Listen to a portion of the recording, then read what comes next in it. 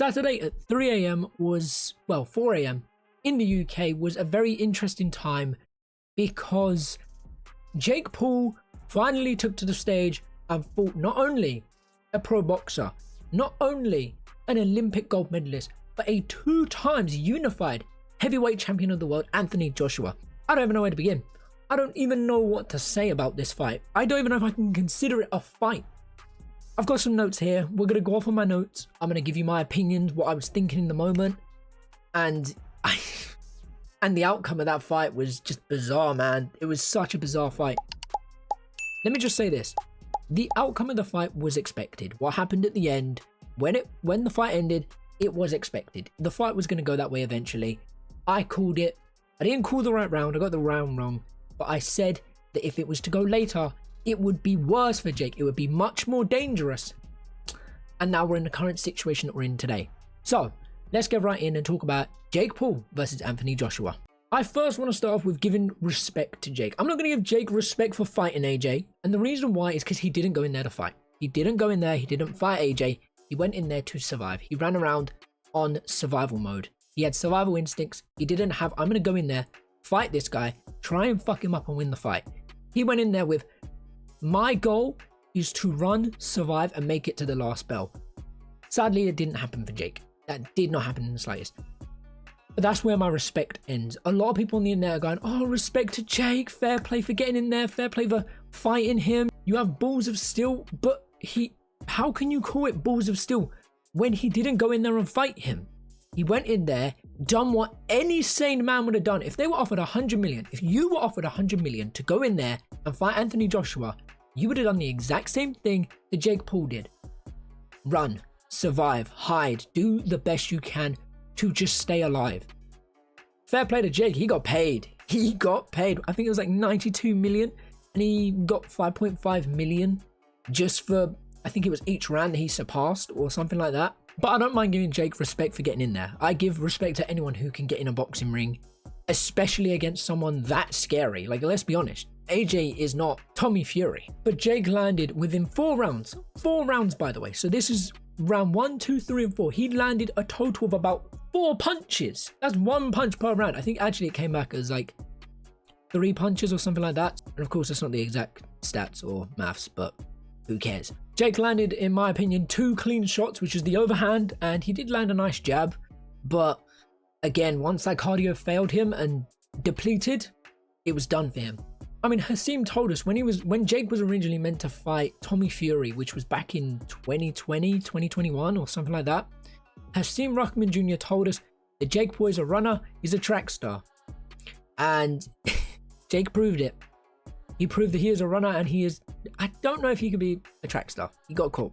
AJ took that fight easy. Let's be real. Look at how that fight went. AJ took it easy on him. AJ was letting him run around. AJ was letting him survive. AJ wasn't cutting off the ring, cutting him down. He had him to the point. I think it was round 4. He had him like that, framed him, thought about throwing him around and let him go. And it's like, AJ, why are you letting him run? And it's like, he feels bad for him. He knows he can end him. He knows he can finish him right there and there. But he's like, I'm going to let him survive. But also, AJ did exactly what I thought he would do.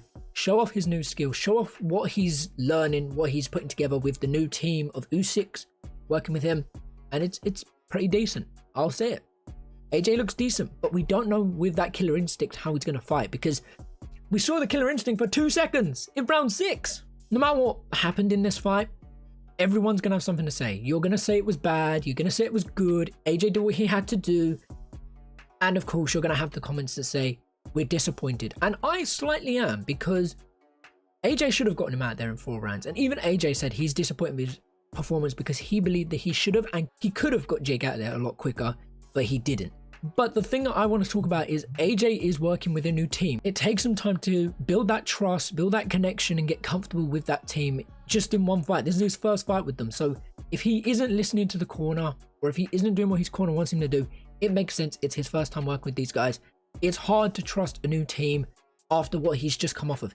He has just come off a knockout loss to Daniel Dynamite Dubois to fight Jake Paul, who everyone's saying AJ has to knock him out. AJ has to beat him. AJ has to defeat him in the first 4 rounds. AJ has to do this. AJ has to do it. There's so much pressure on him. With a new team as well, the pressure is overwhelming sometimes. And to see AJ do what he did, outskill, outclass, outbox, and then knock out and stop Jake Paul, with Jake Paul just running and landing no shots, was very impressive. It is impressive what AJ did. But because it became later in the fight, and because it looked like AJ was not quick enough to catch Jake, it was a bit underwhelming, a bit lackluster, if you must. The thing that killed Jake was running, because he was straight up stumbling all over the place. He was grabbing the ropes. He was trying to not fall over. He was going for takedowns. Why the fuck are you going for takedowns in a boxing match? It's going to tire you out. It was such a dumb idea. I know why he done it. Because if he goes down, AJ can't hit him. If he gets in close, go down, AJ can't hit him. I thought, this guy is so stupid. You're getting in close to AJ, and AJ is struggling in the clinch. Why are you not hitting him in the clinch? This is your best place to work. You're the shorter guy with the shorter reach. Work in the clinch. You're not going to be able to hold AJ and tire him out. You have to work, and it's going to kill you. You're going to get tired, but you have to push yourself. And Jake, people were saying that Jake pushed himself. Jake got up. Jake was being a fighter. Jake got dropped 3 times, and one of them ended it. The other 2, they weren't really powerful shots. They were just little taps. And that's the thing about AJ. He wasn't hitting him that hard until the last 2 shots that he threw. Well, yeah, because he threw the hook that he missed, threw the jab to the body, and then the massive right hand that put Jake Paul out. And I can't really say out. It broke his jaw. It broke Jake Paul's jaw 2 times with that one punch. One punch broke Jake Paul's jaw on 2 separate sides. That's insane. That just proves that Jake should never go near anyone in the top 15 in the heavyweight division. And I don't think Jake should go near anyone in the top 15 ever, no matter what division he goes into.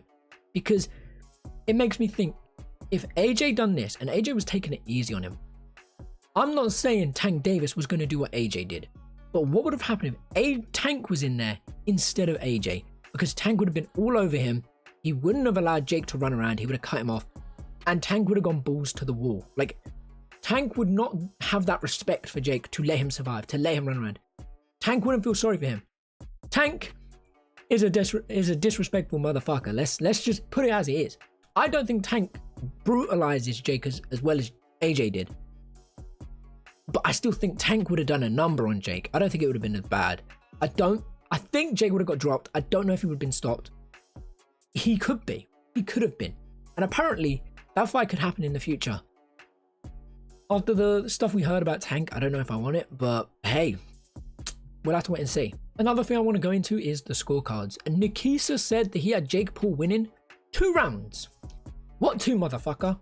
What 2? You must be one of the most brain-dead people in boxing right now. People, Logan, Jake, they're all saying, oh, I got like 1 to 2 rounds on him. No.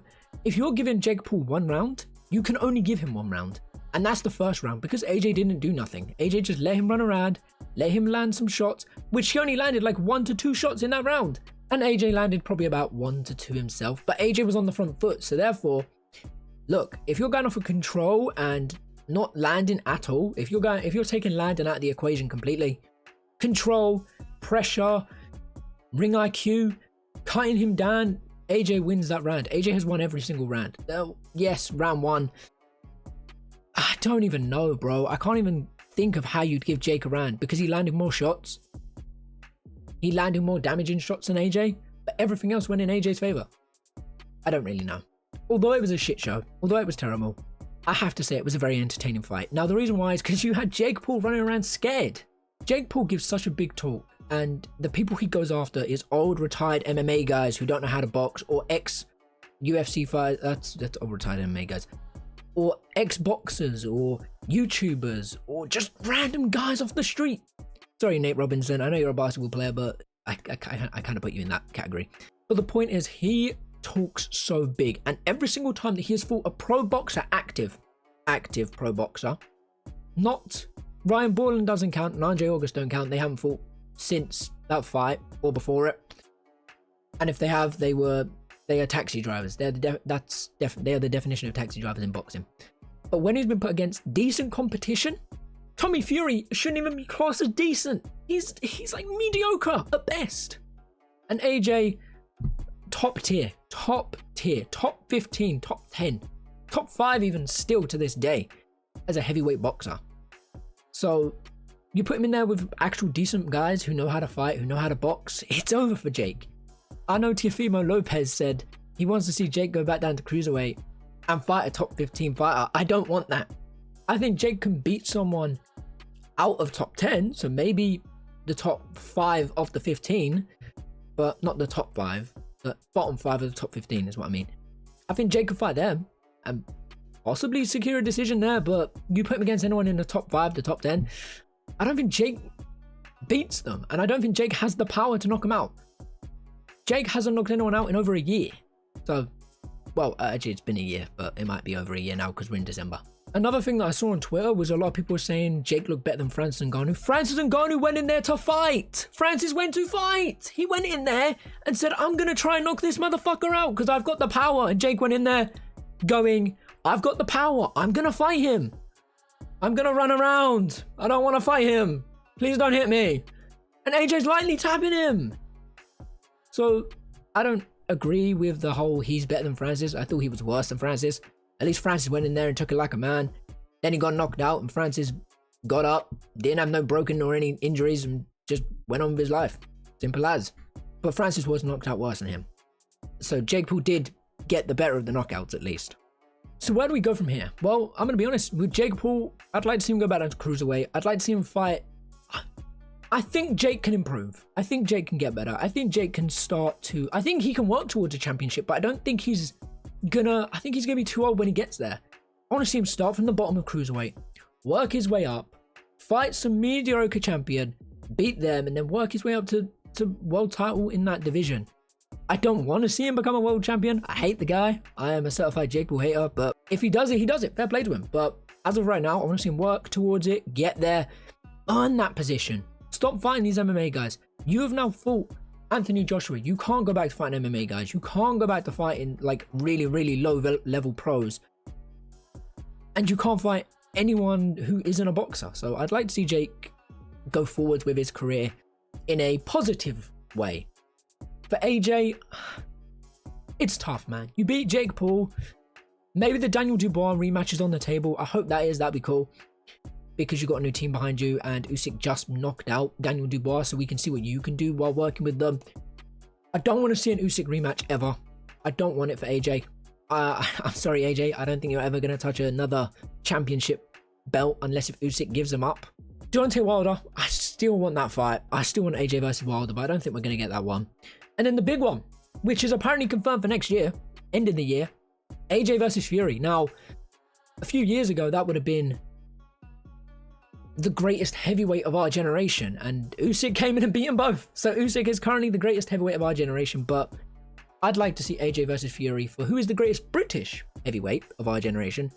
And I think after seeing what AJ did, there's not much I can say, because I can't say Fury's going to win because we haven't seen much from AJ here, and Fury looked terrible. Yes, he looked terrible against Usyk, so it's a bit hard to say, but then Usyk makes everyone look terrible when they fight him because he's just too damn good.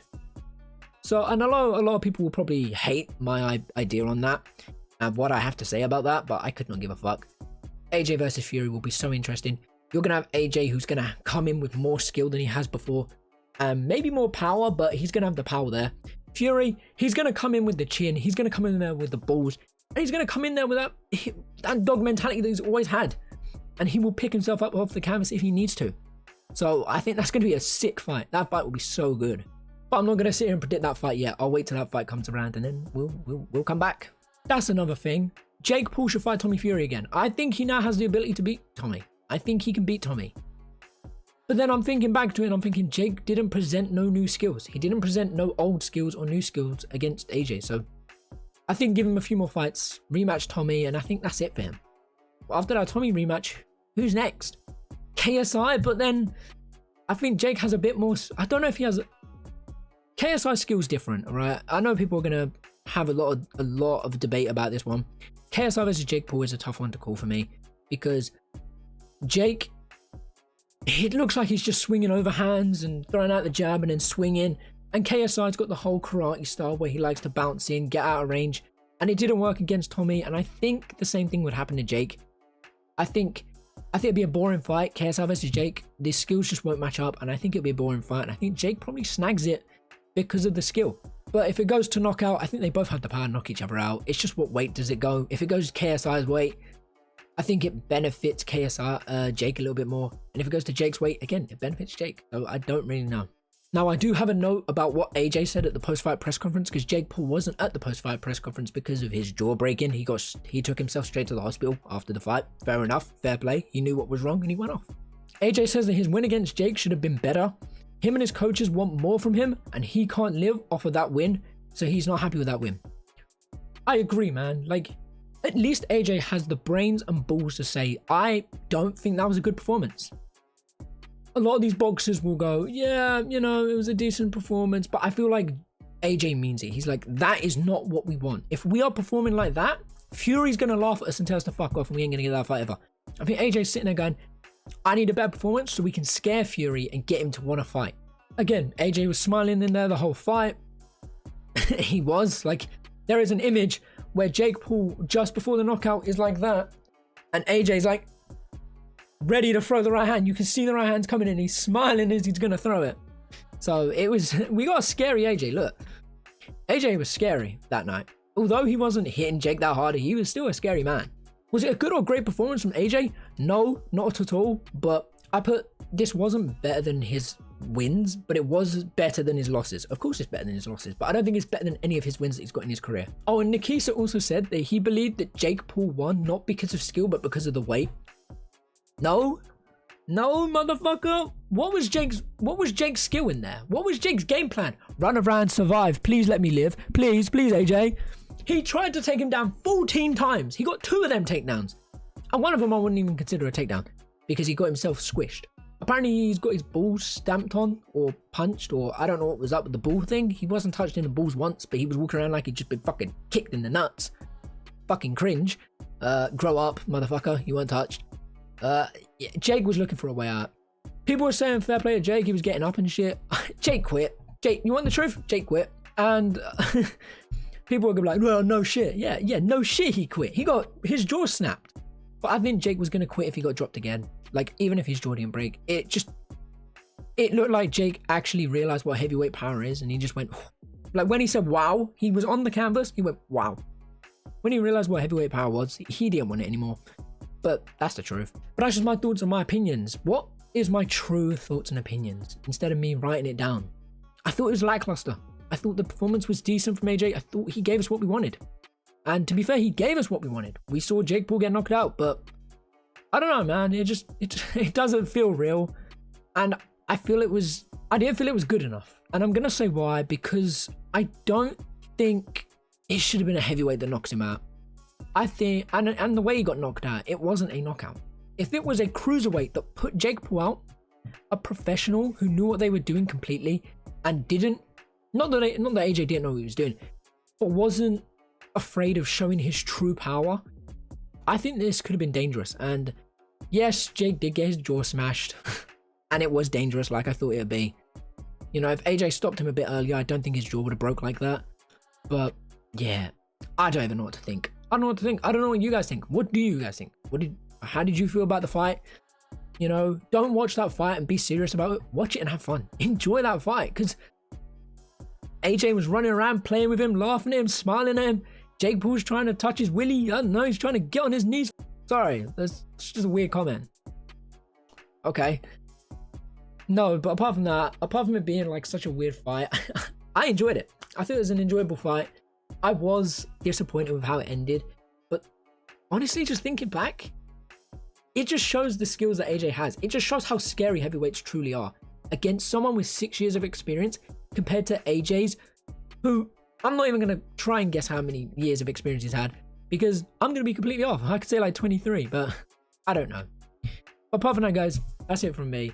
Thank you all for joining me this week for Jake Paul versus Anthony Joshua. It's been one hell of a ride, and I'm so glad to be recording videos like this again. It was so good. And I just enjoyed it because I'm now spacing out how I work on things. Instead of jam-packing everything into one day, trying to get out, video, I'm trying to take my time and enjoy it. And I'm actually enjoying it again. So guys, I want to thank you all for joining me. And I will catch you all in a bit when something excites me again. Until then, I'll catch you in a bit. Take care and peace.